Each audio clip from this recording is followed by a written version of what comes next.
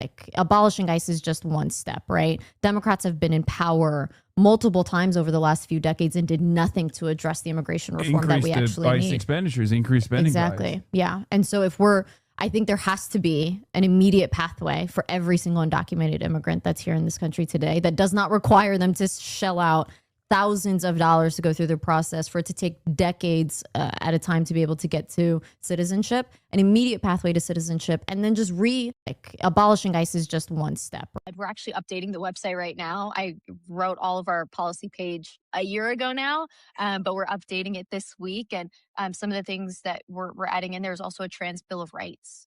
I think we have to be so forceful and clear and aggressive in our protection and our advocacy for the trans community, especially for trans kids. In Colorado, we are seeing a couple of ballot measures that are going to be coming up that are just horrific, and are really going to be, if they pass, absolutely destructive for young trans kids. And it is, I think, incumbent upon us to be proactive in this fight. I think we've been on the defensive, and I think there are Democrats that have even considered, um, abandoning our solidarity and our advocacy for the gay community, particularly for trans people and trans kids.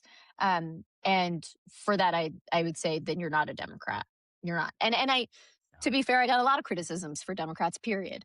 But at the end of the day, this is a party that claims to fight for the equality and the advancement for every single person, regardless of their race and their sex and their gender and all of these things. And so if that's really what we're standing for, then this is our opportunity to show up and to actually protect this community, and to do it loudly and proudly and boldly, is the bare minimum, I think. So that young lady is Millet Kairos. I know I'm probably butchering that name, but we got to talk about her and the Democrat Party today, because if you guys remember, there was some elections going on in New York where Zohran Mamdani endorsed a bunch of far leftist, communist candidates. Yeah, we're not going to call them Democratic Socialists. We're just going to call them what they are, communist candidates. And they all won, okay? In spite of Hakeem Jeffries endorsing basically all of their opponents, okay? And so a lot of folks thought that was just going to be, a New York thing, maybe something that would happen in California as well. Big blue, places where you would think you might see something like that. So it's gonna be a one-off type of situation. Well, it is not. Yeah, the communists have truly taken over the Democrat Party, and it has spread nationwide, and that is what we are witnessing today. And I want to talk about it a little bit, including Chuck Schumer being in some serious trouble. Let's jump into it.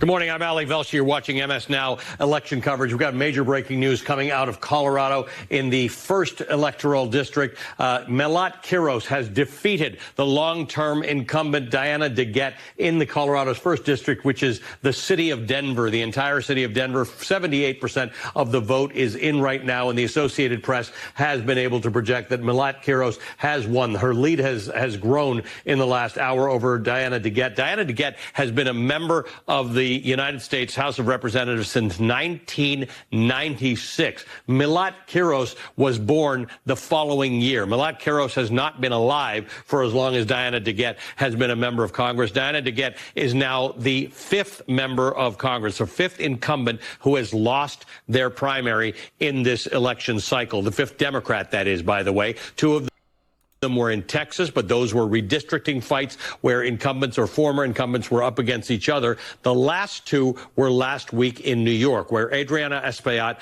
in New York 13 and Dan Goldman in New York 10 were defeated by insurgents who were supported by the Democratic Socialists of America and Mayor Zohran Mamdani. And so is Melat Kiros, the new Zohran Mamdani type, okay? She wasn't even born in America.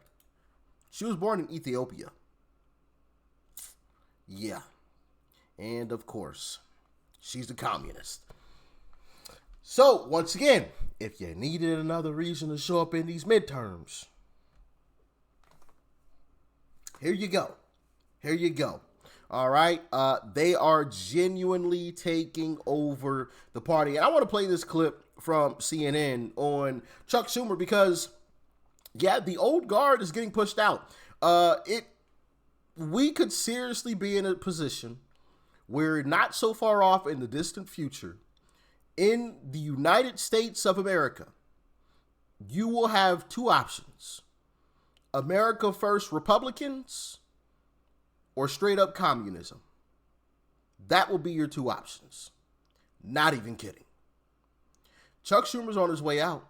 Check it out. Alyssa Slotkin is channeling Democratic voters on this one because it's no longer the overall electorate that doesn't like Chuck Schumer. Look at this change among Democrats themselves. Chuck Schumer's net favorable rating with Dems now versus the last time Democrats were going for that Senate majority. In early 2020, look at this. Chuck Schumer was 40 points above water, very much on the positive side of the ledger with Democrats. Look at this. Look at this change. This is nuts. Johnny B off on the side going, my goodness gracious. Now he's a point underwater with Democrats. Chuck Schumer isn't unpopular overall. He is that. He's not just that. He's actually not popular with Democrats. Alyssa Slotkin, who's a moderate Democrat, her comments not coming out of left field. Again, to be clear, this is among Democrats. This is among Democrats where Chuck Schumer is struggling. All right.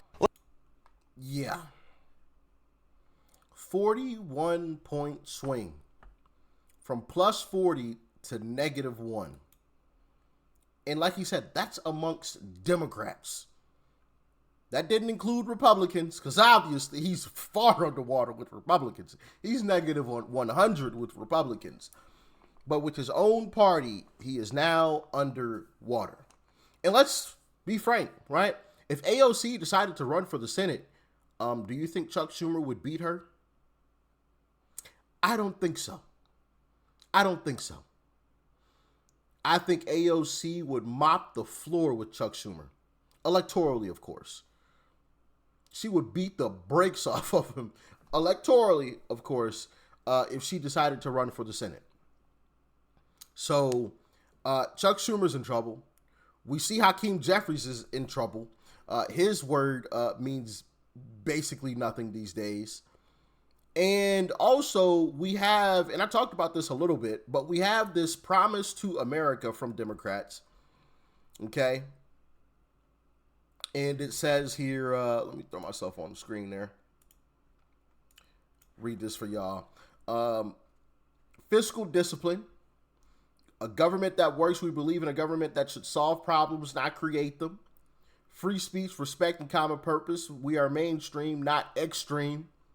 Confident patriotism and national renewal. We are proud, not ashamed of America. You know how many Democrats signed off on that? 13. 13.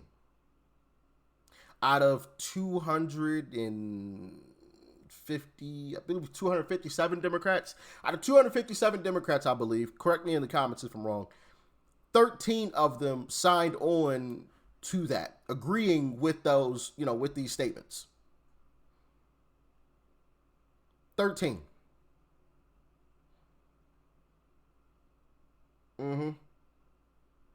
Yep. And you think the party's not been taken over by communists?